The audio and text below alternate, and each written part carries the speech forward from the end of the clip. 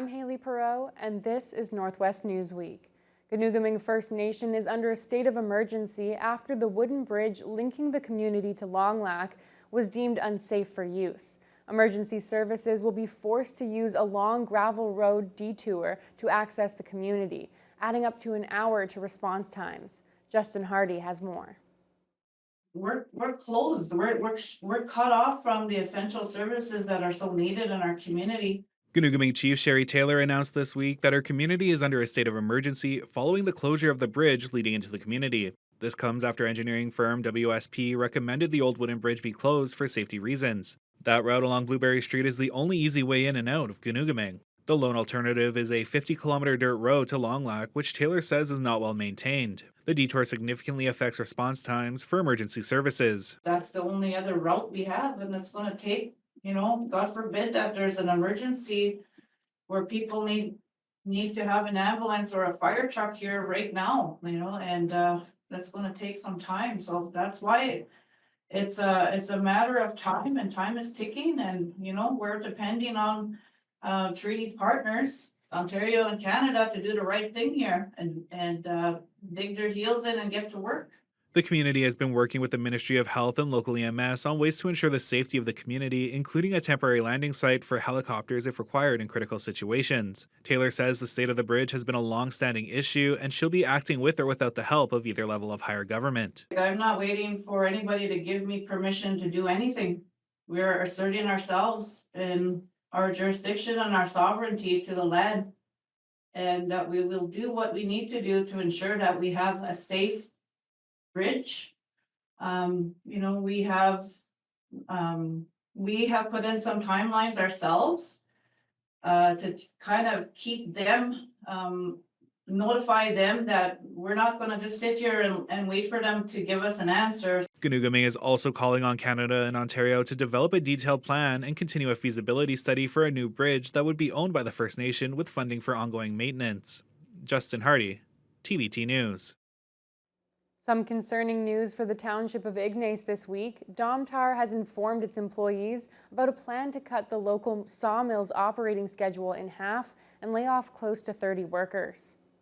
Company officials say it was a difficult decision, and they're blaming the move on high operating costs and weak lumber markets. Starting November 25th, the sawmill will be reduced from 2 shifts per week down to 1.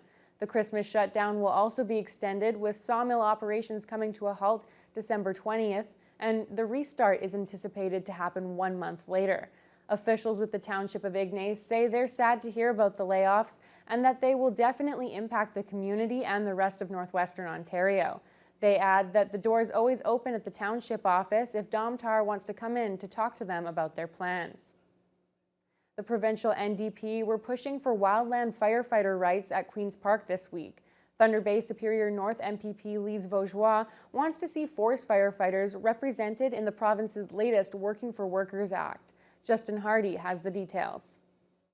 The Ontario NDP are demanding answers from the provincial government on the safety and rights of wildland firefighters under Bill 190, the latest Working for Workers Act. The NDP are pushing to reclassify Ontario's wildland firefighters and to push for the same cancer coverage, according to Thunder Bay Superior North MPP Lise Vaugeois during a news conference held before question period. We are leaving these workers without the supports, the respect, the financial protection through WSIB supports, and the emotional support that says, yes, you matter, and we are going to cover you. We have your backs. The government has not done this. In fact, they've broken their word. Currently, wildland firefighters need to work for double the number of years as municipal firefighters to qualify for cancer coverage, according to Noah Friedman, a fire crew leader and vice president of OPSU Local 703. Even though wildland firefighters are exposed to a decade worth of carcinogenic smoke in a single busy fire season, a 6-month fire season only counts as a half year of service under the legislation. Therefore, in order to qualify for cancer coverage, which requires 15 years of service, a wildland firefighter would have to work for 30 fire seasons. Friedman adds that the government claimed at committee last month that the WSIB will recognize each fire season as a year of service, but voted against the NDP's amendment to include that wording in the legislation. Vaugeois asked the government why, and parliamentary assistant to the Minister of Labour responded by saying that wildland firefighters are on the same presumptive WSIB coverage for occupational cancers and heart injuries. Fellow NDP member Guy Bourgoin then pushed the Natural Resources Minister on the reclarification of wildland firefighters. To get them the protection and the pay they deserve. And yet, now he says that only the Treasury Board Minister has the power to make these changes. Speaker, these wildland firefighters don't need excuses. They need protection and results. Minister, will you uphold your commitment to reclassify these workers and make a single fire season count as a full year of service as they deserve? As the organizational review of firefighter classification by the OPS is underway, it'd be inappropriate to comment further, but we have heard comments from the PA and Labour this morning on the expanded coverage piece. Bill 190, the Working for Workers 5 Act, received royal assent at the end of October.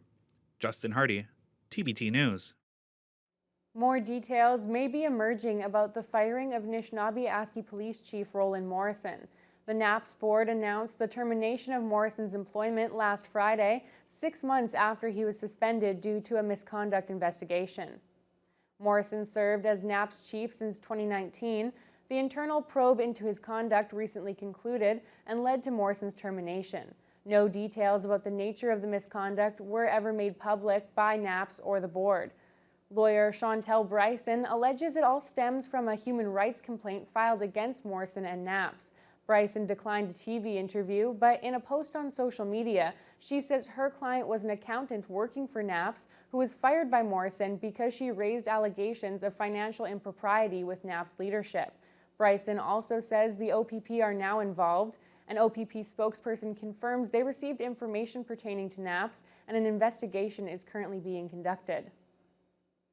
Parks Canada is making amends with Red Rock Indian Band, according to Federal Indigenous Services Minister Patty Hajdu. The First Nation has been at odds with Parks Canada over the handling of historic remains in Nipigon. Justin Hardy has more. Indigenous Services Minister Patty Hajdu says Parks Canada is working with Red Rock Indian Band to make amends after the unearthing of ancestral remains. Band members and supporters staged a peaceful protest on the Nipigon Bridge on October 21st to have their voices heard on what they consider repeated disrespect towards the remains of 4 Indigenous ancestors dating back at least 600 years. They were uncovered during excavation for a Parks Canada Visitor Centre and Administration building in Nipigon. The remains were incomplete due to how much earth was removed from the site before discovery, with roughly 60 loads of earth unaccounted for. Hajdu says she's been working with the band to hear what they have to say. Well, yes, actually I've spoken with Chief Adawa a number of times about the Environment Canada, Parks Canada build and what led to the protest. Everyone agrees that the process was flawed. Hajdu took part in the groundbreaking ceremony back in May for the future National Marine Conservation Area building at the Nipigon Marina, a site that has now been ruled out because of its sacred significance. Some other potential locations around Nipigon are currently being looked into. Hajdu says that while that process continues, Parks Canada has been working steadily with the First Nation to repair the damage over the handling of the situation at the original site. As you know, Parks Canada has agreed to not proceed on that site and has been working to recover any of the fill and the dirt that was removed. I think that Chief Ottawa understands that Parks Canada is working more collaboratively with the community. Certainly, Parks Canada understands the importance of making sure that the community feels that they have been made whole, and we certainly are working with them to achieve that. Red Rock Indian Band Chief Alan Odawa Jr. was unavailable for an interview. He met with Parks Canada officials earlier this week. Justin Hardy, TBT News. It's time now for a short break. When we come back, we'll hear about Marathon's request for government money for their new active living center. There will be funds available as that infrastructure recapitalization gets sorted out.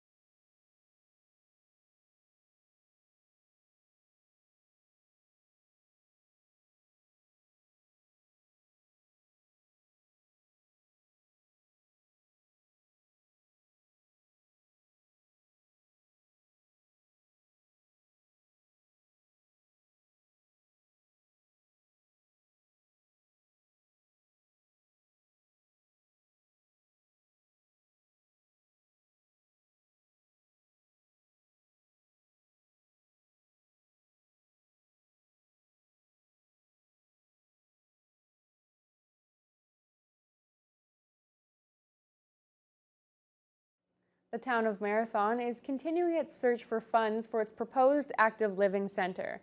Town leadership is applying to both the federal and provincial governments for a combined $50 million.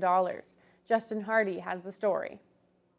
The current estimated build price for Marathon's planned active living center is $77 million. The 100,000 square foot facility is planned to contain an ice rink, 2 swimming pools, a bowling alley, and outdoor pickleball and basketball courts. 2 nearby First Nations have invested a combined $1.5 million into the build, and now Marathon is seeking $15 million from the provincial government and $35 million from Ottawa. Mayor Rick Dumas says the support from surrounding communities is a big help in the application process. Once we got that announcement, we submitted the federal level. We're going to be submitting the provincial level funding sometime this week. We're just finalizing the last little bit of the wording on the application. So we hope to hear back soon over the next month or two in regards to that. But council did on October 30th approve this to go to tender on January 2025. Marathon's active living center will be replacing and centralizing a few of the town's existing amenities, all of which were also utilized by nearby communities. Marathon leadership has been working closely with both of their provincial and federal representatives. Thunder Bay Superior North MP Patty Haidu says she's been working with Dumas on potential pathways to getting some of that shortfall covered through federal investment. The most likely pathway will be through the Infrastructure Canada funds. There will be funds available as that infrastructure recapitalization gets sorted out in terms of how best to distribute it. As you know, Infrastructure Canada has different streams of funding. The majority of their funding is actually shared through provinces and territories who then prioritize projects. The current $77 million figure is an estimate, and the town won't know what the actual price will be closer to until it goes to tender. Dumas says should the cost be more than what the town can gather, they may have to take another look at their plans for the facility. What do? Do we scale it back and say, okay, we just need to build a new arena? Or do we need to just build an arena and pool? So that's the kind of stuff we talked about. We're hoping not to have to go there. We're hoping that with the recognition of the importance of this facility for the well-being and health and lifestyle of our communities, that the governments will recognize that. The programs are in place. We believe that we merit enough attention within the programs to deserve the funding models that we're asking the government for. If Marathon gets the money it's asking for and the tender package comes in within the planned budget, construction could begin in the spring of 2025 with an estimated opening in early 2028. Justin Hardy, TBT News. Donald Trump's return to the White House shouldn't have an impact on cross-border issues in the Rainy River District, according to MP Marcus Pawlowski. Pawlowski, who represents the Thunder Bay Rainy River riding, has been working with his Minnesota counterparts on several issues over the past year. That includes planning and lobbying for a new publicly owned bridge between Fort Frances and International Falls, and addressing the issue of American poachers in Canadian waters along the Rainy River and Lake of the Woods. Trump's election victory has many Canadians worried about future relations between the two countries, but Pawlowski doubts the return of Trump will impact the issues he's working on. I don't think so. I mean, the Trump administration, the United States is so humongous, with what 300 million people. I doubt that the change of leadership is going to change the local politics with respect to financing a bridge or American fisher people coming up onto our side of the border. The flooding issue, I think those are local issues. I don't really foresee that changing. However, Pawlowski says he is concerned about Trump's pledge to raise U.S. tariffs on things like forestry products coming from Canada. Kenora MP Eric Malillo questioned Indigenous Services Minister Patty Haidu during a recent committee meeting in Ottawa. Malillo claims that Wabsumung Independent Nations and Grassy Narrows withdrew from Treaty 3 police service for a myriad of reasons, primarily relating to funding. One of the major constraints is frankly your government that is overbearing and dictating to the police departments what they can and cannot spend their funding on. Are you moving to address that and ensure that First Nation police services have the freedom to allocate funding as they see fit? While both First Nations expressed their dissatisfaction with the police service this summer, only Wabsumung has withdrawn from Treaty 3 police. The OPP took over policing there as of this Thursday. However, Grassy Narrows Chief Sherry Ackaby has confirmed that they're sticking with Treaty 3 police. The federal government splits the responsibility of funding policing in First Nations, according to Haidu, and says that the Ontario government has not been fully taking responsibility for its portion.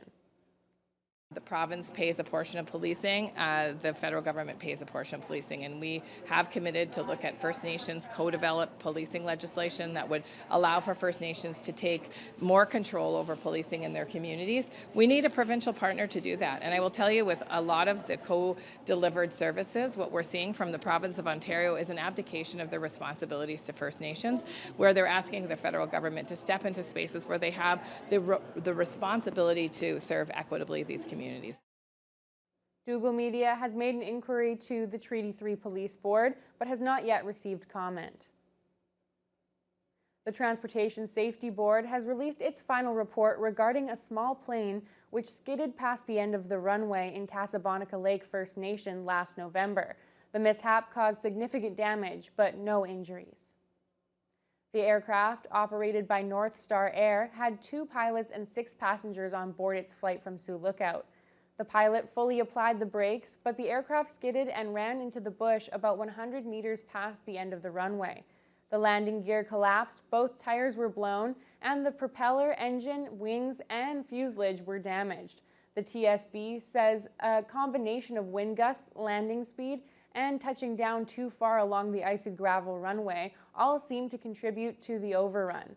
Since the incident, North Star has revised its standard operating procedures regarding airspeed on final approaches in these conditions. The TSB, meanwhile, continues to recommend longer runway buffers at remote airports.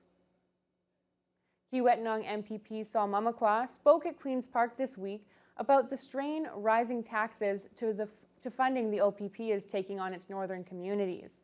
He notes that Pickle Lake has seen a 315% increase in policing costs at $668 per property this year.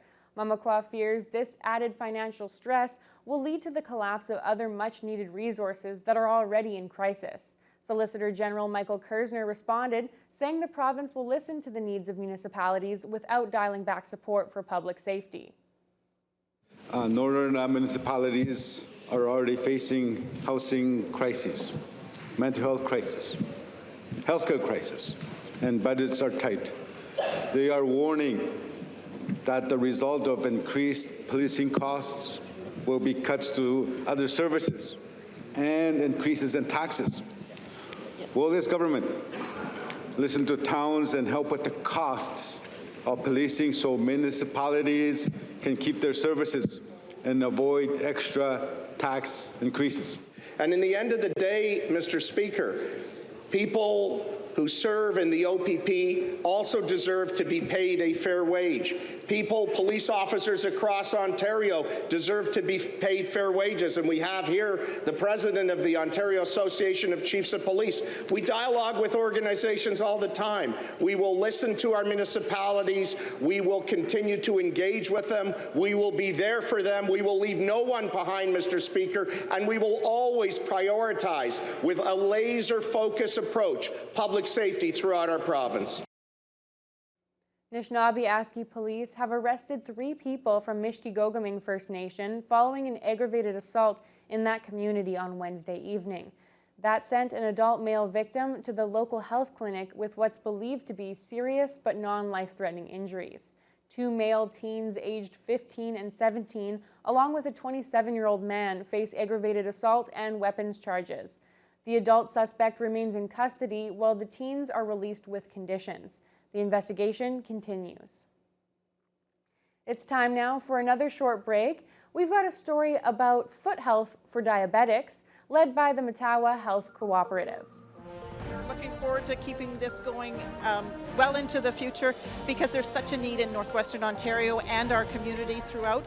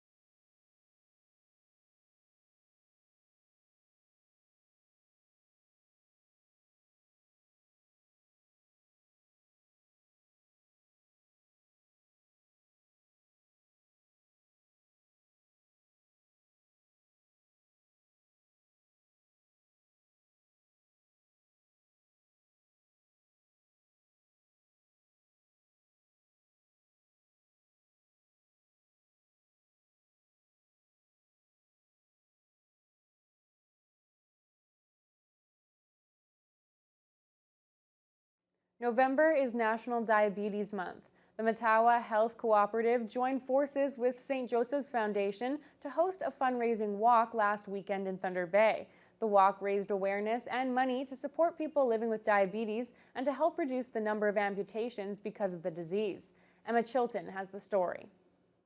Stepping Out for Foot Health is the first inaugural fundraising walk hosted by Mattawa Health Cooperative and St. Joseph's Foundation at the Intercity Shopping Centre. Many participants gathered to walk and raise awareness about diabetes-related foot issues, highlighting the importance of good foot health in preventing amputations.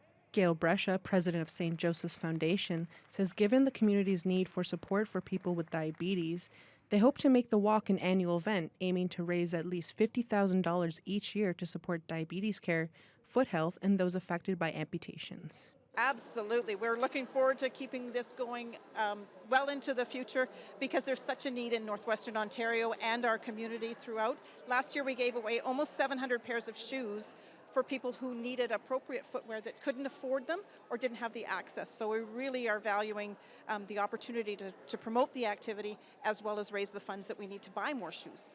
Statistics indicate that Indigenous people experience an amputation rate 7 times higher than the provincial average, and research suggests that 85% of diabetes-related amputations can be preventable with proper foot health care.